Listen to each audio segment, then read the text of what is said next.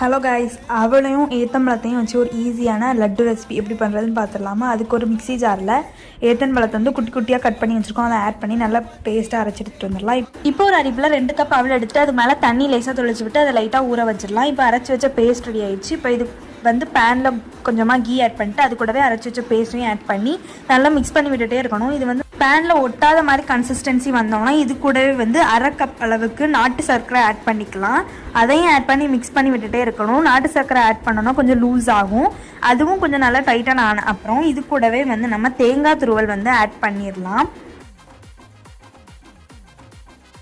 தேங்காய் துருவல் ஆட் பண்ண அப்புறமா அது கூடவே ஒரு டேபிள் ஸ்பூன் போல் ஏலக்காய் பவுடரும் ஆட் பண்ணி நல்லா மிக்ஸ் பண்ணி விட்டுலாம். இப்போ வந்து நம்ம அவல் எடுத்து வச்சுருந்தோம்ல அதையும் ஆட் பண்ணி நல்லா மிக்ஸ் பண்ணிடலாம். இது நல்லா மிக்ஸ் ஆன அப்புறம் 2 டேபிள் ஸ்பூன் கீ விட்டு நல்லா மிக்ஸ் பண்ணி விட்டுட்டே இருக்கணும். பேனில் ஒட்டாத மாதிரி நல்லா உருண்டு வரும். அந்த டைமில் சூடு ஆறின அப்புறம் இதை வந்து நம்ம உருண்டை பிடிச்சி எடுத்து வச்சிட்டோம்னா டேஸ்டியான ஏத்தம்பழ அவல் லட்டு ரெடி.